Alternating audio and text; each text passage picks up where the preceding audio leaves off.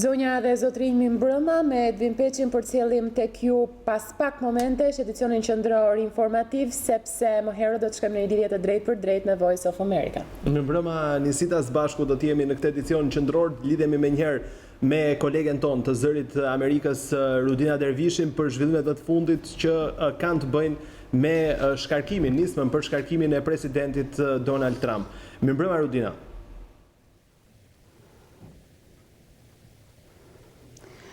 Mi mbrëma nga Washingtoni, po Senati filloi në fakt gjyqin. Një nga hapat e para, duhet thënë, të procesit në Senatin me shumicë republikane është votimi i programit propozuar nga udhëheqësi i shumicës Mitch McConnell për gjyqin.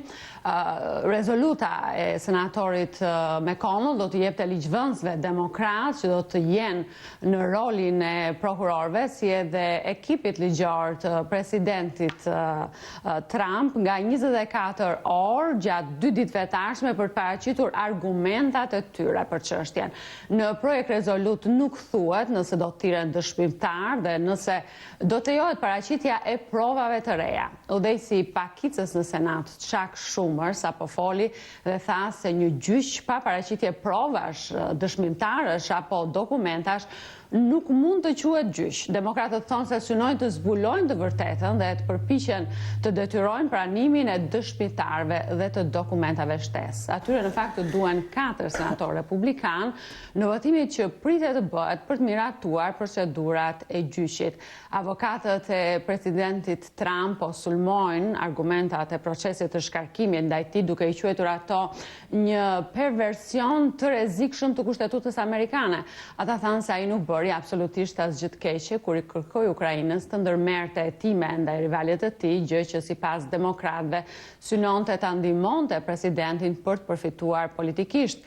Presidenti Trump reagoi përsëri sot nga Davosi duke i quajtur akuzat kundër tij një farsë. Dhoma e përfaqësuesve miratoi 2 akuza ndaj zotit Trump. Sipas njërës prej tyre ai abuzoi me postin e presidentit duke i bërë presion presidentit Ukrainës Volodymyr Zelensky që tetonte një nga rivalët kryesor të presidentit për zgjedhjet e këtij viti, ish nën presidentin Joe Biden. Akuza e dytë është se ai pengoi hetimin e bërë tashmë nga Kongresi. Rudina, sa pritet zgjath ky proces në Senat duke patur parasysh se ky është një vit zgjedhjesh në Shtetet e Bashkuara?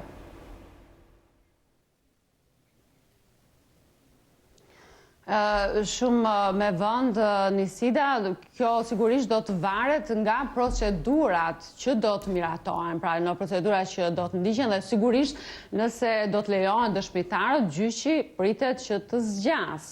Sipas planit të kreut të Senatit Mitch McConnell, secila palë, siç e tham, ka vetëm 24 orë për të paraqitur argumentat e tyre dhe më pas, pra pas 2 ditësh, senatorët do të kenë vetëm 16 orë kohë për të parashtruar pyetjet që kanë për prokurorët apo për avokatët e presidentit Trump. Pra duket qartë se republikanët duan ta mbyllin procesin në gati 2 javë, nëse çdo gjë ecën sipas planit të paraqitur tashmë nga Mitch McConnell, po që po kritikohet me forcë nga demokratët. Por nëse votohet për të pranuar dëshmitarët, demokratët sigurisht do të duan të dëgjojnë dëshmi nga ish-këshilltari i sigurisë kombëtare John Bolton, që duket si një aleat i tyre, të paktën thjesht nga dëshira për të dëshmuar, nga shefi në detyrë i personelit të shtëpisë bardhë Mick Mulvaney dhe të tjerë, ndërsa republikanët sigurisht do të duan ndoshta të dëgjojnë dëshmi nga vetë Hunter Bideni për punën e tij në kompaninë ukrainase dhe një teori konspiracioni për të rrëzuar që është tashmë rrëzuar sipas cilës Ukraina kishte ndërhyrë në zgjedhjet e vitit 2016, që është sigurisht në favor të demokratëve. Por nëse republikanët thonë se duan ta mbyllin sa më shpejt procesin, kjo është sigurisht në të njëjtën linjë me atë që ka kërkuar tashmë Shtëpia e Bardhë, që ta mbyll procesin sa më shpejt.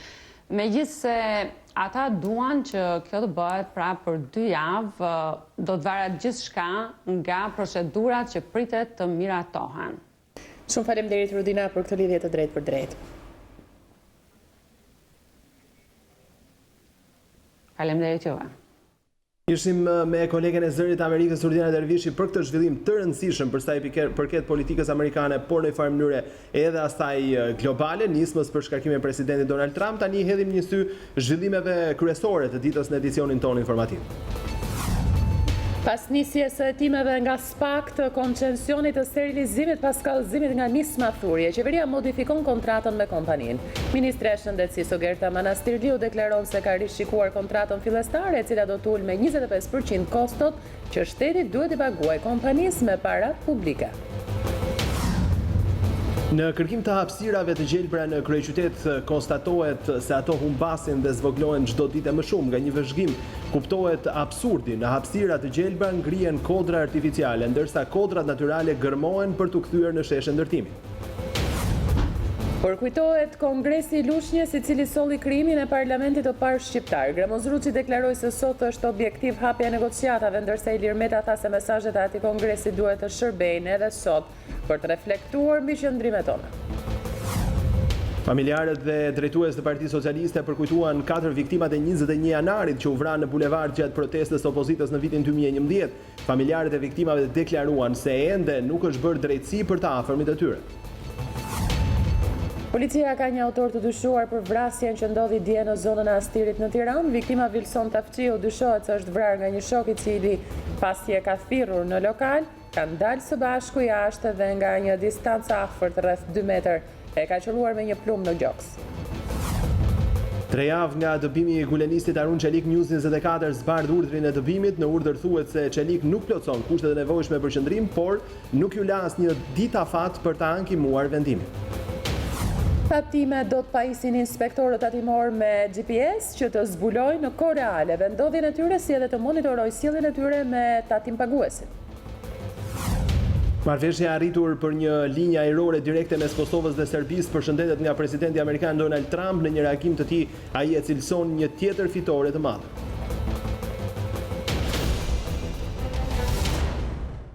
Ju njohim tani më gjerësisht me zhvillimet kryesore. Pas nisjes së hetimeve nga SPAK të koncensionit të sterilizimit pas kallëzimit nga nisma thurje, qeveria modifikon kontratën me kompaninë. Ministre e Shëndetësisë Ogerta Manastirliu deklaron se ka rishikuar kontratën fillestare, e cila do të ulë me 25% kostot që shteti duhet i paguajë kompanisë me parat publike. Një nga koncesionet më të kundërshtuara nga opozita, ai i sterilizimit, është rishikuar nga Ministria e Shëndetësisë, që e ka marrë këtë hap në vitin e 3 të hyrjes në fuqi. Lajmi është bërë i ditur nga Ministria Ogerta Manastirliu, e cila pohoi se ka amenduar kontratën fillestare me koncesionarin, duke negociuar me kompaninë fituese një kontratë më me leverdi për shtetin, që ul kostot me 25%. Ministria e Shëndetësisë dhe Mbrojtjes Sociale në fillim të këtij viti ka amenduar kontratën e sterilizimit, pikërisht në javën e dytë të këtij muaji, pra të muajit janar, duke reduktuar pikërisht pagesat për mbi 64.000 ndërhyrje për të gjithë kompleksitetet e mesme, të ulta dhe të larta. Ky lajm vjen vetëm 3 javë pas kallëzimit në prokurorinë speciale të këtij koncesioni nga nisma thurje. Vetë ministria mohon dëmin e shkaktuar në buxhetin e shtetit për financimin e koncesionit në 3 vitet e para, dhe pse pranon po vetë se në kontratën e re, shteti do t'i paguajë koncesionarit për të njëjtat shërbime 25% më pak në 7 vitet e mbetura. Po pse e keni amenduar? Sepse është bërë një studim fizibiliteti. Ka një kosto financiare. Pra, gjatë kësaj kohe në 3 vite, kush e mban faturën e dëmit ekonomik shkaktuar? E para nuk po flasim fare për dëm ekonomik, po flasim për performancë, po flasim për cilësi shërbimi, po flasim për një rivlerësim të pikërisht të efekteve që ka dhënë kjo kontratë në raport me cilësinë e shërbimeve kirurgjikale. Dhe është arritur në një dakordsi për të reduktuar 25% mbi 64.000 ndërhyrje. Nuk ka asgjë të keqe që të bësh amendime në momentin që ti ke nevojë që të kryesh ndërhyrje apo që edhe ti kesh ato me kostoturit. Besoj që kjo është një lajm i mirë. Por kreu i shëndetësisë mohon urdhrat e lëshuara në fillim të vitit 2019 që çuan në reduktimin e operacioneve spitalore, si shkak i kostos së lartë të sterilizimit. Sikundër vërtetojnë shkresat zyrtare të dala nga kjo ministri, dhe institucionet vartëse të saj. Nuk ka patur asnjë reduktim, ka patur racionalizim. Po kemi shkresa që ju keni kërkuar një vit më parë për reduktim. Kemi shkresa me firmë dhe me burg. Dhe nga ministria dhe nga drejtoria e këtij spitali. Ka patur atëherë. Duhet të kuptojmë një gjë. Çdo institucion ka një buxhet. Asnjë problematik nuk ka pasur bazuar në urgjencat. Urgjencat 100%. Edhe planifikimet janë zgjidhur 100%. Por ka çdo spital, ashtu siç edhe QSUTO, edhe spitalet të tjera organizojnë punën në mënyrë të tillë që çdo prioritet të marrë zgjidhje me prioritet. Po ka qenë fatura e sterilizimit që është bërë shkak për rishqyrtimin e buxhetit? Jo, të gjithë atëherë. Është bërë një vlerësim i cili ka rekorduar që mundet që të rishihet mbi një normë të caktuar, që është pikërisht 64.000 ndërhyrje, pikërisht çmimi i seteve, kompleksiteteve të ndryshme. Në kërkim të hapësirave të gjelbra në kryeqytet, konstaton se çdo ditë më shumë ato humbasin dhe zvoglohen. Mjafton një vëzhgim për të kuptuar absurdin. Në hapësirat e vogla që kanë mbetur ngrihen kodra artificiale, ndërsa kodrat natyrale gërmohen për të kthyer në sheshe ndërtimi. Ndjenjë në mes të gjërave, vendi ku njerëzit shkojnë për të shpëtuar nga qyteti, por edhe për të qenë brenda tij. Ky përcaktim për hapësirat e gjelbra nuk i shkon për shtat metropoliton të dashur, të cilit çdo ditë më shumë i zihet fryma nga angushtimi i tyre. Pamja që shohim kohët e fundit në qendër të Tiranës duket sa e shëmtuar aq edhe e çuditshme. Një projekt për rehabilitimin e parkut Rinia po zhvillohet që nga korriku i vitit 2019, duke krijuar një pamje të pakëndshme për syrin dhe me ç'duket jo funksionale për një park çlodhës. Projekti duhet të përfundoj brenda 8 muajsh dhe deri tani kemi parë të rriten kodra me dhera të ardhura kush e di nga ku, që kanë zënë sipërfaqen e parkut dhe gjithë fushpamjen. Kështu, edhe një park modest që kishim në qendër të Tiranës, nga një hapësirë gjelbëruar, po kthehet në një kompleks kodrash të sajuara me dhe. Nuk më pëlqejnë me kodra në fakt, edhe këtë e kam si vërejtje, pse do të bëni këto kodrat? Lulishte, sa më shumë lulishte. Stola lulishte për rimin, për pleqëri për të gjithë. Kush është si qeshë është me i përdorshëm. Me i fjalkuar është me i qeshë, se mund të losin shmi në barë. Se cila mund të ketë? Skandal. është më mirë kur shesh sepse luajnë fëmijët. Megjithatë thash nuk mund të gjykoj dot. Është relative. Ai më para ishte më i përdorshëm. Sidomos për neve pensionistat ishte shumë i mirë. Ishte më mirë ku ishte. Për gjelbërim. Tani kodra është bërë. Mal. Do të jetë i gjelbër. Kaq. Ecim larg qendrës së Tiranës, qytet të cili natyra e ka rrethuar me kodra të vërteta. Por në Shqipëri njeriu ecën kundër natyrës.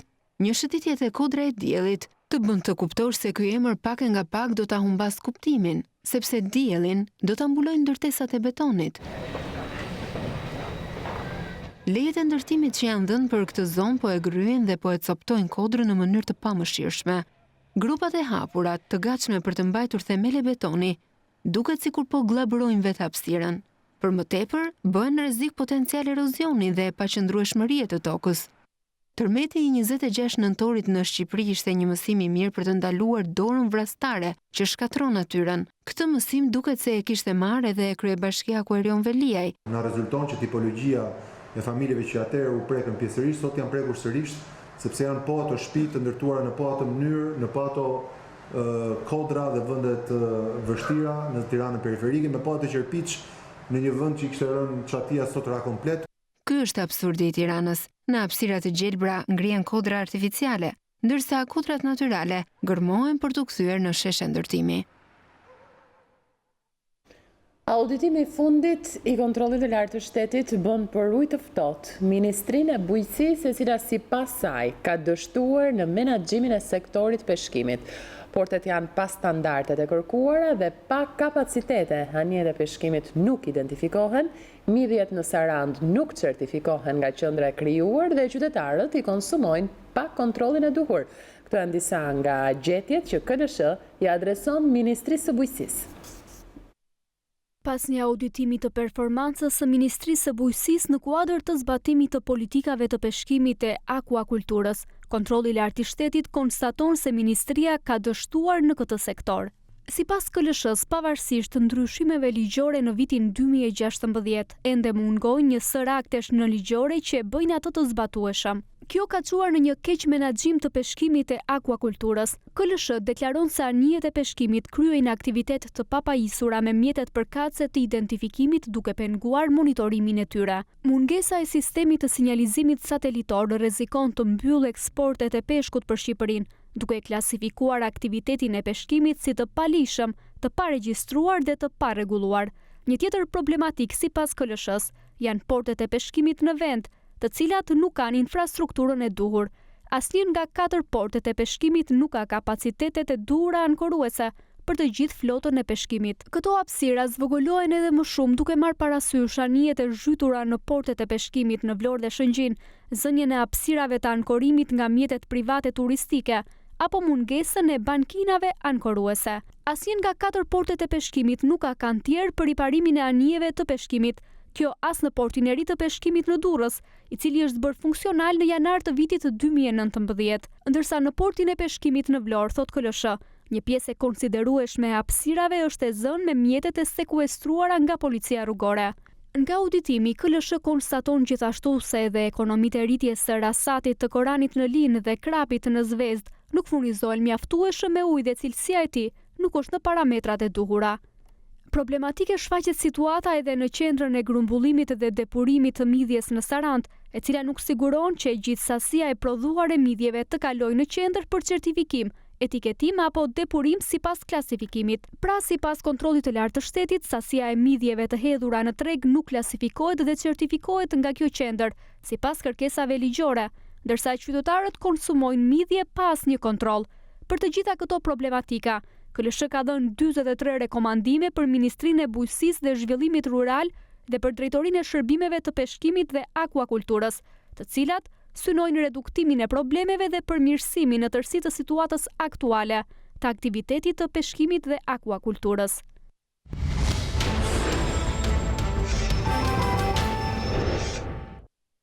U përkujtua këtë të martë 100 vjetori Kongresit të Lushnjës, një ndër ngjarjet më historike të vendit që i hapi rrugë parlamentarizmit shqiptar. Kryeparlamentari Gramoz Druçi tha se kuvendi do të vazhdojë të punojë me përkushtim për hapjen e negociatave me Bashkimin Evropian, ndërsa presidenti Meta tha se vendimet e kuvendit kombëtar 100 vite më parë janë sot mesazhe për reflektim.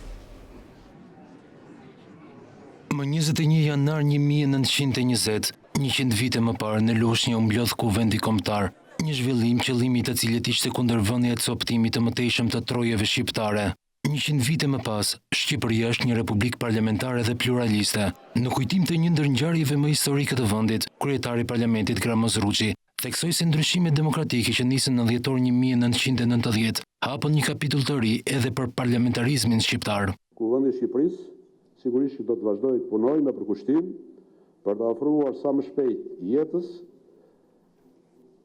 dhe për të mundësuar hapjen e negociatave dhe antarësimin më tej të vendit në Bashkimin Evropian. Për këtë qëllim, një detyrë tepër e rëndësishme ka kuvendi ynë gjatë vitit që sapo nisi, pasi Shqipëria, siç e dim, ka marrë kryesimin e radhës të OSBE-s për vitin 2020. Kjo përgjegjësi është një nder, por edhe një sfidë e madhe për vendin tonë. Presidenti i Republikës Ilir Meta, i cili për 4 vite ka drejtuar parlamentin shqiptar, vlerëson Kongresin e Lushnjës si ngjarjen më të madhe kombëtare pas shpalljes së pavarësisë më 28 nëntor 1912 në Vlorë. 100 vjet më vonë vendimet e këtij kuvendi kombëtar janë mesazhe për reflektim për të ecur në rrugën që hapi ky kongres, për të mbrojtur kushtetutin dhe pluralizmin, integrimin e institucioneve shtetërore e në mënyrë të veçantë për të mbrojtur vlerat reale dhe pluraliste demokratike të parlamentarizmit shqiptar. Nderimi për ta e për veprën e tyre është sot obligim, por edhe një detyrë që në emër të idealeve që frymëzuan ata, të ecet drejt për ta bërë atë dheun tonë një vend të qëndrueshëm dhe frymëzues për brezat e rinj që të ndërtojnë të ardhmen e tyre në një Shqipëri demokratike dhe antare të Bashkimit Evropian. Në emër të Partisë Demokratike, Lulsin Basha vlerëson se Kongresi i Lushnjës përbën një leksion të madh trimërie dhe atë dashurie. Ata burra e gra që u angazhuan për mbajtjen e Kongresit të Lushnjës meritojnë një vend të përjetshëm në historinë e Shqipërisë. Kontributi i tyre është sot e gjithë ditën një leksion që duhet përsëritur vazhdimisht, në mënyrë që çdo shqiptar, qytetar i thjesht, aktivist, politikan, klerik, të mos i humbas prioritetet e veta. Në fillim është kombi dhe mbrojtësia e tij, më pas vijnë individët dhe karrierat e tyre. Respekti për qytetarin, për të drejtat dhe interesat e tij dhe përpjekja për të mbrojtur ligje që sankcionojnë dinjitetin e tij janë detyrime të përhershme që na vijnë nga Kongresi i Lushnjës. Për kryetaren e LSI-s Monika Kryemadhi, Kongresi i Lushnjës provoi se kur të gjithë bëhen bashk në emër të dheut e jo të interesave të ngushta, jepen zgjidhje që shpëtojnë vendin nga çdo udhkryqje rrezikshëm. Mesazhi që vjen këtë 100 vjetor të Kongresit të Lushnjës është më aktual se kurrë më parë, pasi sërish kërkohet që përgjegjësia ndaj vendit dhe sjelljet konsensuale të prind zgjidhjeve dhe parandalimit të krizave, nga të cilat vuajnë më së pari qytetarët shqiptar, ekonomia lëngon dhe shpresa venitet. Kjo ngjarje jashtëzakonshme e historisë tonë na imponon sot një reflektim akoma më të thellë dhe akoma më të përgjegjshëm. Ndaj vetëm së bashku, ne mund të kalojmë çdo sfidë, mund të përballemi me çdo të keqe, mund të kalojmë çdo hendek dhe të gjitha këto duhet i bëjmë në emër të së tashmes dhe të ardhmes së kombit. Më herët gjatë ditës në Lushnjë u përkujtua 100 vjetori i Kongresit. Në ceremoninë përkujtimore, kryetari i Kuvendit Gramoz Ruçi deklaroi se sot në 100 vjetorin e parlamentarizmit të Shqipërisë, nderohet Kongresi i Lushnjës si nisje e konsolidimit të Shqipërisë së pavarur dhe parlamentare. Teksa festojmë 100 vjetorin e parlamentarizmit shqiptar dhe nderojmë intelektualët asaj periudhe, natyrshëm na lind pyetja: a na përfaqësojnë sot në parlament elita e kombit dhe cili është niveli secilit prej deputetëve? Historiani Pascal Milo dhe politologu Afrim Krasniqi janë në të njëjtin mendim kur thonë se diferencat mes asaj periudhe dhe kësaj të sotmes është shumë e madhe sepse përgatitja intelektuale e deputetëve të 1920-s është shumë herë më e madhe se sa e politikanëve të periudhës së tranzicionit. 21 janari i këtij viti shënon 100 vjetorin e parlamentarizmit shqiptar, një ditë kur më së shumti vlerësohet puna e intelektualëve dhe elitave, të cilët kanë dhënë një kontribut të rëndësishëm në formimin e shtetit shqiptar. Nëpërmjet historisë jemi njohur me kontributin, veprimtaritë dhe CV-të shumë prej figurave më të rëndësishme të asaj kohe. Duke folur për parlamentarët e sotëm, natyrshëm lind pyetja: a janë këta elita intelektuale e popullit shqiptar? Po debatat që zhvillohen në parlament të çfarë niveli janë? Për historianin Pascal Milo, diferencat mes deputetëve të parë të Shqipërisë dhe deputetëve të tranzicionit janë shumë të mëdha. Sot 100 vjet më vonë sigurisht që kemi zhvillime të cilët i ka sjellë koha, por nuk mund të bëhen krahasime me cilësinë dhe përgjegjësinë e atyre viteve parlamentare nga deputetët e asaj kohe me një shumicë parlamentarësh aktual, të cilët rastësia i ka sjellë në kuvendin e Shqipërisë, ose një mënyrë jo e përshtatshme, madje do të thoshë edhe as pak demokratike në radhët e kuvendit të Shqipërisë. Po të krahasohen me përgjegjësinë, me angazhimin dhe përkushtimin e parlamentarëve të 100 viteve më para, lë shumë për të dëshiruar. Është për të ardhur keq ky konstatim, nuk është konstatim partizan, as edhe një anshëm, por është një konstatim që vjen nga një krahasim qoftë dhe fare i thjeshtë se çfarë përfaqësonin ata parlamentarë të fillimit të jetës parlamentare shqiptare që ishin një elitë dhe çfarë përfaqëson aktualisht sot një shumicë parlamentarë shqiptarë që ndodhen në kuvendin e Shqipërisë. Për politologun Afrim Krasniqi, niveli i deputetëve të sotëm në kuvendin e Shqipërisë lë për të dëshiruar, për shkak se ata nuk kanë dhënë asnjë kontribut për shoqërinë dhe nuk kanë asnjë CV të pasur për të marrë karrigen e deputetit. Problemi i madh i përfaqësimit tonë parlamentar është që deputetët të cilët në shumicën e tyre zgjidhen, sidomos legislaturat e fundit, e kuptojnë zgjedhjen e tyre si një dhuratë nga partia politike ose dhuratë e konjunkturës personale me liderit politik. Dhe si tillë nuk ndjen ndonjë detyrim publik për të qenë aktiv dhe për të lënë një CV. Është shumë e vështirë të gjesh modele pozitive në parlament dhe është shumë e vështirë të gjesh individë të cilët kanë lënë gjurmë në parlament në tranzicionit. Për arsye se secili prej tyre ka pasur qëllim edhe rizgjedhjen, do thotë qenien gjithmonë dakord me partinë politike. Dhe në këtë kanë vështrim, sidomos dy legislaturat e fundit ne jemi përballë me dy fenomene të reja, që janë krejt të reja për Shqipërinë dhe janë tipike për një vend tranzicion, përurjen e madhe të biznesmenëve politik dhe shumica e tyre janë njerëz të cilët nuk kanë lënë gjurmë politike me përjashtim skandaleve ose lajmeve negative headline, dhe së dyti përurja e njerëzve anonim, pa CV profesionale dhe pa një arritje në jetën e tyre. Dhe këto dy kategori gjithmonë rezultojnë si kategoritë më pak aktive në parlament, më pak gjurmë parlament dhe më pak kontribut parlamentar. Për nivelin e ullët të parlamentarizmit të ditëve të sotme, Krasniqi bën me faj kryetarët e partive, të cilët duke patur mundësi zgjedhje në 3 milion banor, piketojnë persona që nuk e meritojnë xhaketën e deputetit. Përgjegjës për situatën e sotme parlamentar dhe për gjitha ato defekte që gjithë publiku i njeh, janë liderit politik. Është interesante, në 3 milion veta, ata kanë shkuar dhe kanë zgjedhur këta 30-40 veta dhe i kanë përë në parlament, si e majta dhe i djahta. Nga 3 milion veta kanë gjetë sa individ me rekorde kriminale dhe ne kanë përë në parlament. Dhe këta njerëz duhet marrin përgjegjësi dhe këta njerëz duhet me 100 vjetorin e parlamentit të kërkojnë ndjesë publike dhe të tregonin që janë gatshëm për të reflektuar. Për sa kohë liderit nuk e ndjejnë, nuk kanë presion dhe konsiderohen shpëtimtar edhe sot, qoftë edhe me 100 vjetor, qoftë edhe në marrëveshjet e reja politike, rrethingjelet e mbyllur. Asnjë nga marrëveshjet politike tranzicion nuk është bërë në parlament, duke u takuar partitë në restorante, në hotele dhe duke rënë dakord njëra me tjetrën e kanë dobësuar parlamentin sepse një vend normal, një demokraci funksionale e përdor parlamentin dhe për gjëra pozitive. Kështu që është një problem kaq i komplikuar sa unë nuk besoj që është zgjidhje largimi i cave dhe arja cave, sa është zgjidhje reformimit tërësor i sistemit politik dhe i sistemit përfaqësues.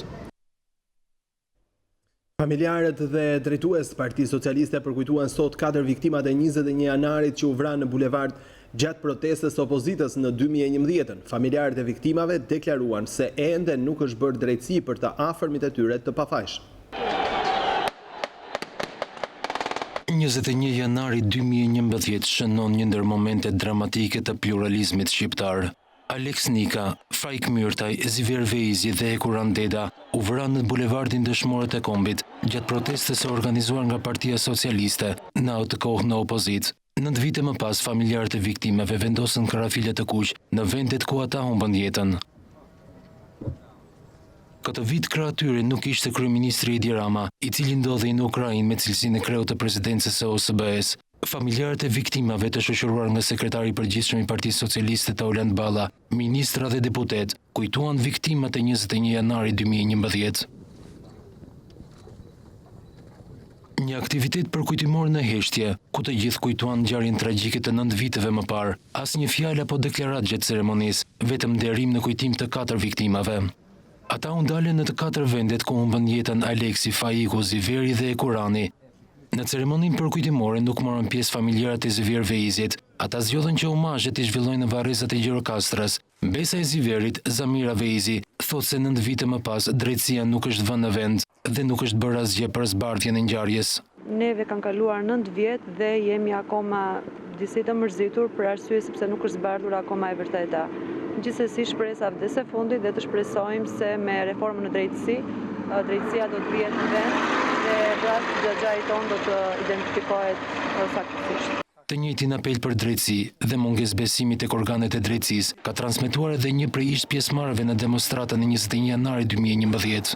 Drejtësia nuk ka folur për 21 janari. Shpresojmë që pas kësaj reforme, që me shpresë plot gjithë shqiptarët mendojnë se me mbështetje nëse SBA-ja dhe BE-ja e kanë me të vërtet që kjo reformë drejtësi do t'japi drejtësi, mendojmë dhe shpresojmë që 21 janari sa më shpejt jetë e mundët të japi drejtësinë e dur kundrejt atyre.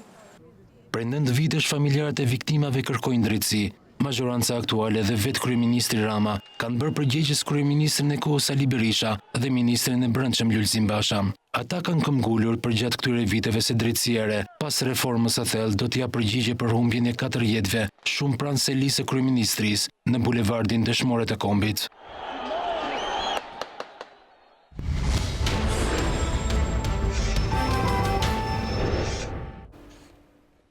Policia ka një autor të dyshuar për vrasjen që ndodhi dje në zonën e Astirit në Tiranë. Viktima Vilson Tafqiu dyshohet se është vrarë nga një shok i tij, i cili pasi e ka thirrur në emër në lokal, ka ndalë së bashku jashtë dhe nga një distancë afërt rreth 2 metër është qelluar me një plumë në gjoks. Policia ka të dyshuar personin me iniciale ND që ka shpallur në kërkim.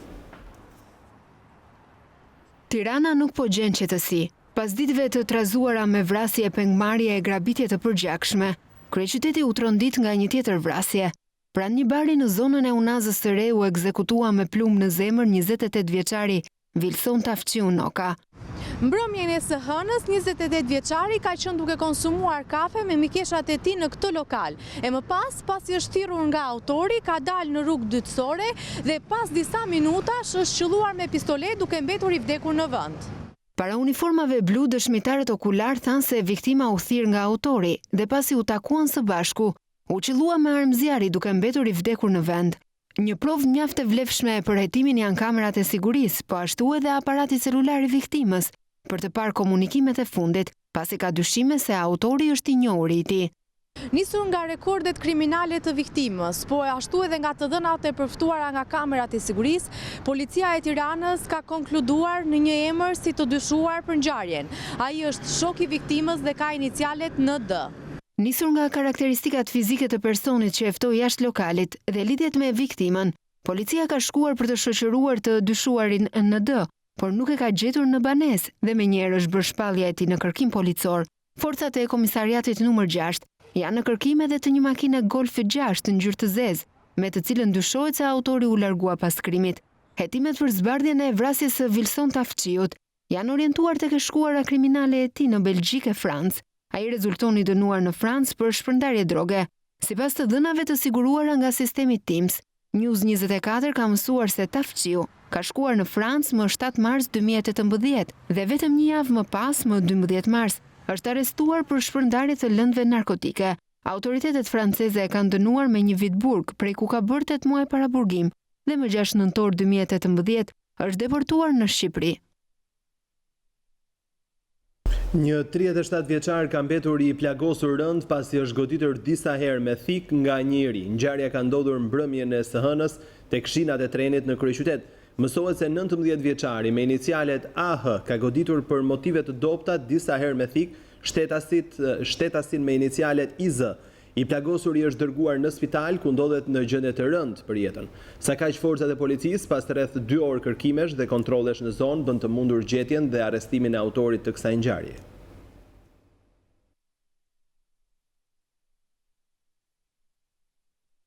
Gjulenistit Harun Çelik ju mohua drejta e ankimimit kundër urdhrit të dëbimit nga Shqipëria. Autoritetet nuk i lanë afat, por e larguan me urgjencë nga territori i vendit. Në dokumentin zyrtar, një kopje të cilit disponon News24 zbardhen edhe arsyet se përse u dëbua mësuesi 42 vjeçar. Gazetarja Klodiana Lala sjell detajet. Në urdhrin e dëbimit nga Shqipëria të shtetasit turk Harun Çelik, i njohur si mbështetës i lëvizjes Gülen, del në pafakti se autoritetet shqiptare nxituan për ta përzënë atë nga vendi, duke i mohuar edhe të drejtën për t'u ankuar. Dokumenti mban firmën e Enkeleda Toskës, drejtore për kufirin dhe emigracionin në Tiranë, dhe është firmosur në datë 1 janar të këtij viti, pikërisht ditën kur Harun Çelik rifitoi lirinë pasi përfundoi dënimin për falsifikim vizash. Në urdhër thuhet se Harun Çelik nuk plotson kushtet e nevojshme për qëndrim, sipas nenit 109A të ligjit për të huajt. Ky nen parashikon se masa e dëbimit merret nga autoriteti përgjegjës për kufirin dhe emigracionin ndaj të huaj që ka hyrë në mënyrë të paligjshme në territorin e Republikës së Shqipërisë dhe ka të dhëna se do ta përdor territorin e saj për të kaluar ilegalisht drejt vendeve të tjera. Mësuesi 42 vjeçar tentoi të largohej nga Shqipëria drejt Kanadas, duke përdorur një vizë të falsifikuar me të cilën ishte pajisur në shtetin e Kosovës. Për këtë ai u dënua me disa muaj burgim nga drejtësia shqiptare dhe menjëherë sapo ka përcjellur pragun e burgut, u dëbua me urgjencë drejt Turqisë. Në fakt edhe në urdhrin e dëbimit del në paqartë urgjenca për ta larguar atë nga territori i vendit, përderisa në pikën 2 të dokumentit thuhet se afati për largimin nga territori është jo më shumë se 0 ditë nga data e marrjes së njoftimit. Ndërkohë në pikën 5 të njëjtit urdhër, Çelik i njihet e drejta e ankimimit. Kundër këtij urdhri mund të bëhet ankesë mbështetur në nenin 122 të ligjit për të huajt, thuhet në dokument. Por pavarësisht se nga njëra anë i njohin të drejtën e ankimimit, nga ana tjetër, autoritetet vepruan me urgjencë duke i larguar Çelik nga Shqipëria. Në këtë mënyrë, mësuesi turk ju hoq çdo mundësi për t'u ankuar, madje ju refuzua edhe mundësia për të kontaktuar me avokatët e tij. Këta të fundit kanë kërkuar informacion nga Ministria e Brendshme për procedurat e ndjekura në rastin e Çelik, duke ngritur dyshime të forta se atij janë mohuar të drejtat. Edhe pse kanë kaluar 3 javë nga largimi drejt Turqisë i mbështesi televizjes Gülen, autoritetet shqiptare nuk kanë bërë transparencë, madje edhe në qëndrimet e tyre publike kanë qenë kontradiktor. Gjykata e Tiranës nisi këtë të martë shqyrtimin e kërkesës së Francës për ekstradimin drejt këtij vendi të Faruk Bajbesin, i cili rezulton i dënuar me 30 vite burgim për trafik droge. Referuar dokumentave, Bajbesin ka qenë pjesë e një organizate kriminale që ka trafikuar sasi të mëdha droge nga Turqia në drejtim të Francës për gjatë viteve 1995-1996. Ai u kap në dhjetor të 2019 në aeroportin e Rinasit në tentativë për të hyrë në territorin shqiptar. Bajbesin pretendoi për shkelje të drejtave të njerëzit, por në seancën e ardhshme do të mbajë qëndrim nëse pranon të përballet me drejtsinë franceze apo do të këmbgul para drejtësisë shqiptare të refuzojë ekstradimin e tij. Seanca e radhës pritet të zhvillohet në datën 4 shkurt. Gjykata e Tiranës ka lënë në burg pajtim Agën, vëllain e shefit të rrugores në Dibër dhe 6 shokët e tij pas kërkesës bërë nga prokuroria. 7 arrestuar akuzohen për trafikim lëndësh narkotike pasi u kapën pak ditë më parë me 23.5 kg në formën e çokoladës gjatë operacionit tranzit në disa qytete të vendit. Kështu pas hekurave mbetën Edmond Rajt, Pajtim Aga, Shkëlzen Mazari, Devis Mia, Fation Paulin Dodaj, Marsida Piperi, Aret Halilaj. Policia ra në gjurmët e grupit kriminal pasi prokuroria e Dibrës kishte nën përgjim Agën, i cili dyshohej për një vepër tjetër penale. Ndërsa ai që mori përsipër pronësinë e drogës së sekuestruar ishte Shkëlzen Mazari. Dyshimet janë se Aga dhe Rajta quan drogën në shtëpinë e Mazarit. Nipi i këtij fundit Devis Mia mori makinën dhe doli nga obori banesës, policia e arrestoi 200 metër më tej. Ndërkohë sasia tjetër e drogës u kap në Gjirokastër.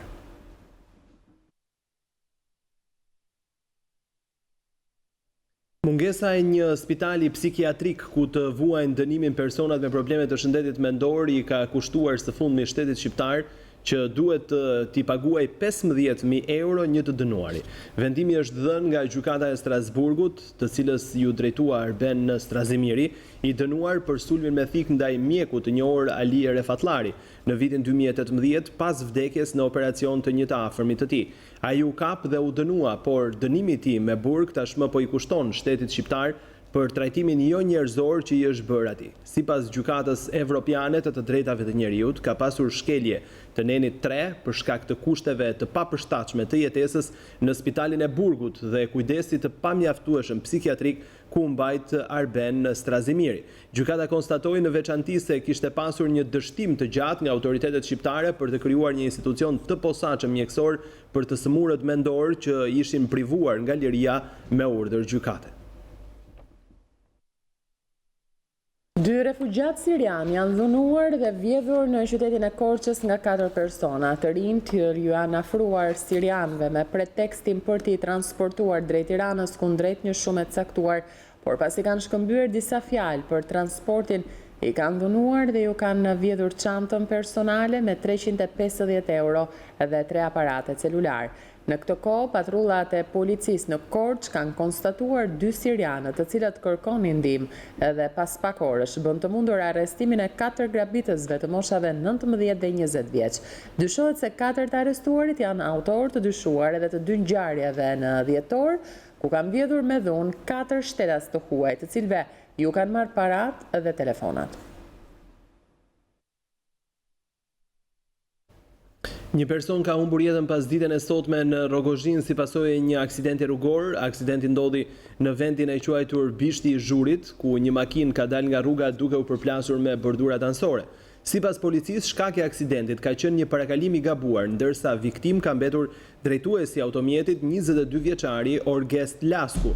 Një tjetër aksident ndodhi në aksin rrugor Elbasan Librazh në fshatin Labinot Fush, ku një kamionçinë është përplasur me një motor. Të plagosur kanë mbetur drejtuesi dhe pasagerja e motorit, të cilët janë dërguar menjëherë në spital dhe ndodhen jashtë rrezikut për jetën.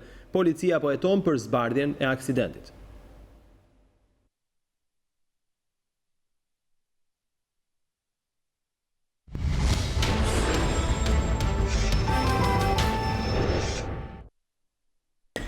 Partia Demokratike e cilëson antikushtetuese emërimin e Artur Metanit në krye të Inspektoriatit të Lartë të Drejtësisë. Në emër të Partisë Demokratike, Çlirim Gjata tha se Metani ka mbajtur detyrën e këshilltarit presidentit dhe është në kushtet e ndalimit kushtetues dhe ligjor për të mbajtur poste drejtuese në organet e reja të drejtësisë. Dje, parlamenti i legjitim i dal nga vota e vjedhur me paratë e krimit dhe të korrupsionit, realizoi goditjen finale kundër reformës në drejtësi dhe pavarësisë së organeve të reja të drejtësisë. Me urdhër të Edi Ramës, emërojnë në krye të një prej institucioneve më të rëndësishme të organeve të drejtësisë, Inspektoriatit të Lartë të Drejtësisë, shërbëtorin dhe varësin e kryeministrit Artur Metanin, vëllain e deputetës ish ministre, duke shënuar kapjen edhe të një institucioni tjetër të drejtësisë nga ana kryeministrit. Për të emëruar vartësin e Edi Ramës në krye të Inspektoriatit të Lartë të Drejtësisë, u shkelen kriteret bazë të kushtetutës dhe të ligjit. Dhe kushtetuta në neni 147 gërma D parashikon kandidati për inspektor të Lartë të Drejtësisë nuk mund të ketë mbajtur funksione politike në administratën publike gjatë 10 viteve të fundit përpara emërimit. Artur Metani është në kushtet e ndalimit kushtetues dhe ligjor. Ai ka mbajtur funksionin e këshilltarit politik, të këshilltarit juridik të presidentit të Republikës, që është një funksion politik në gjatë periudhën maj 2002 korrik 2012.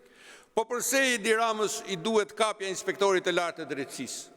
Për arsyën e thjeshtë se në këtë funksion inspektori ka si kompetencë të kontrollojë punën e gjyqtarëve dhe prokurorëve në gjithë Republikën dhe t'i propozojë ata për masa deri dhe për shkarkim në KLP dhe KLG sipas rastit.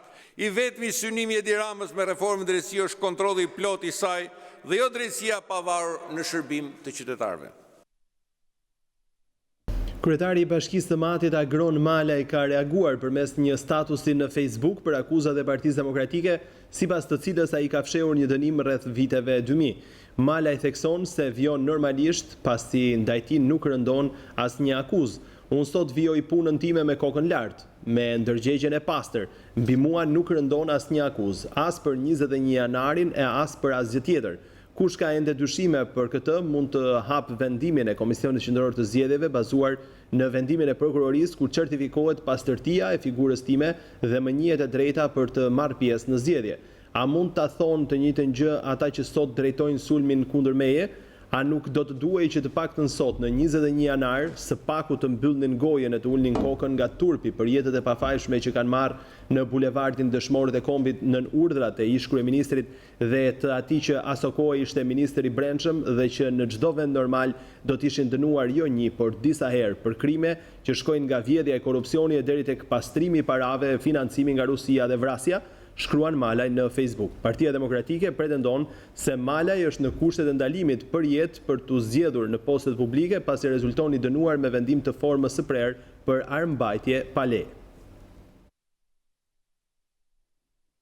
Vetingu i kandidatëve që garojnë në zgjedhje për kreun e prezencës OSBE-s në Tiranë, Bernd Borchardt, do të ishte një rrugë shumë e mirë që kaput lidhjet e politikës me krimin.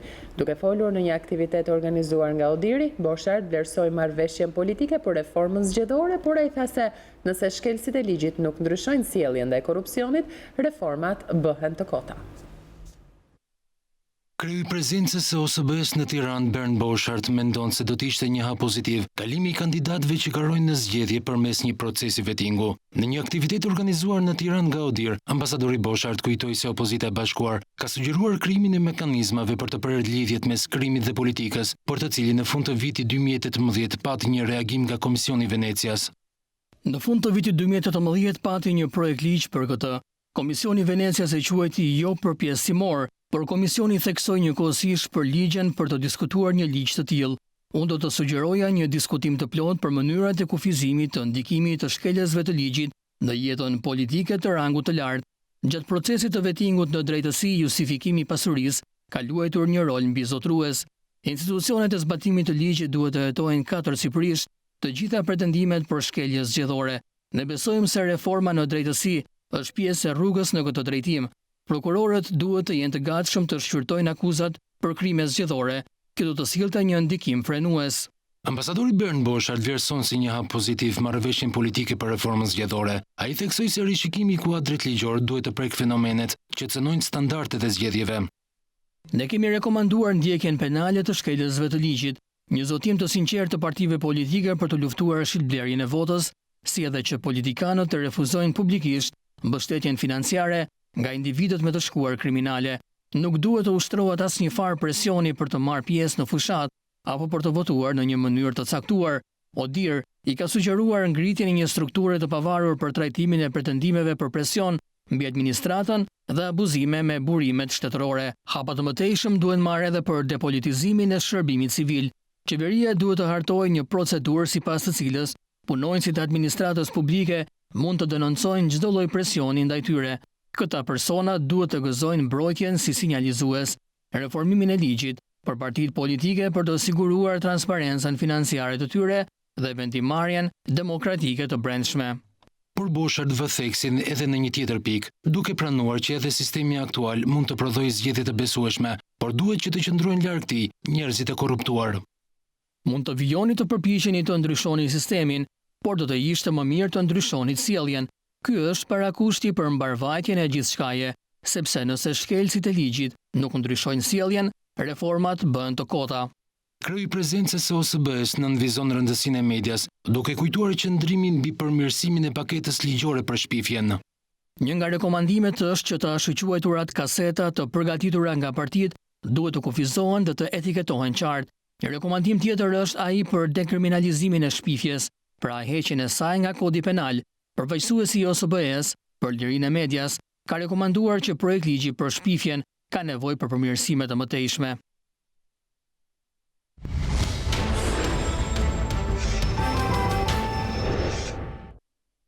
Tatimet do të pajisin inspektorët tatimor me GPS në mënyrë që të zbulojnë në kohë reale vendodhjen e tyre si edhe të monitorojnë sjelljen që kanë me tatim-paguesit.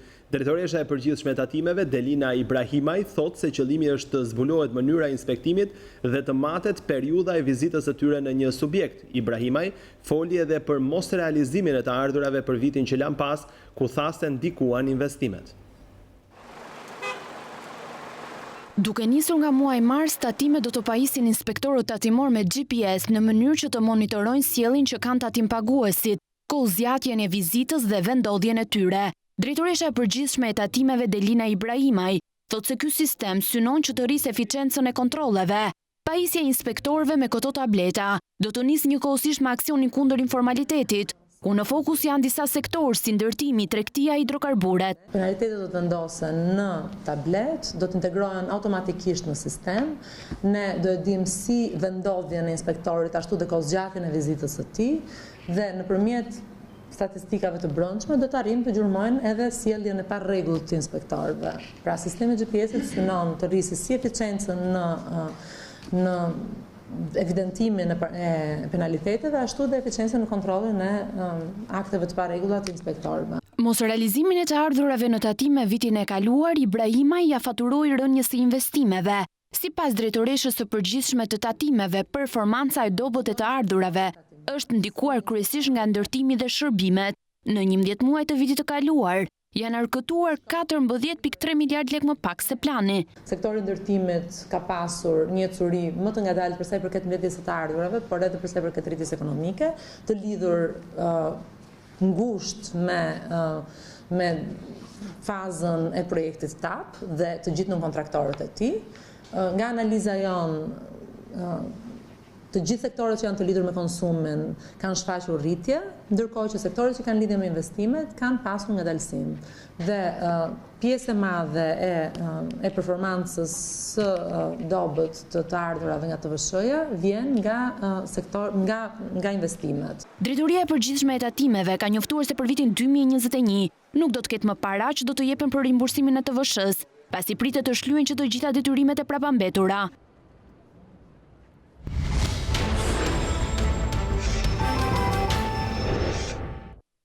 Presidenti Amerikan Donald Trump ka reaguar pas marrëveshjes për linjën ajrore direkte mes Kosovës dhe Serbisë, sipas tij kjo është një tjetër fitore e madhe. Presidenti Amerikan Donald Trump e ka cilësuar fitore marrëveshjen mes Kosovës dhe Serbisë për vendosjen e fluturimeve të drejtpërdrejta mes dy vendeve.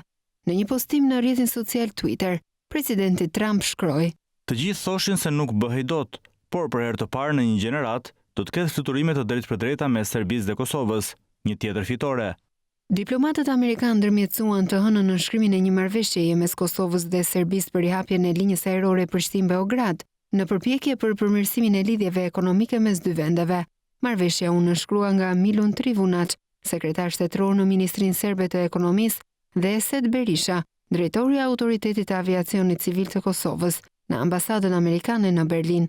Të pranishëm ishin edhe ambasadori i Shteteve të Bashkuara të Amerikës në Berlin, Richard Grenell, i dërguar i posaçëm i presidentit Trump për bisedimet e paqes Kosovë-Serbi, si dhe këshilltari për siguri kombëtare Robert O'Brien, të cilët Trump i falenderoi në postimin e tij në Twitter.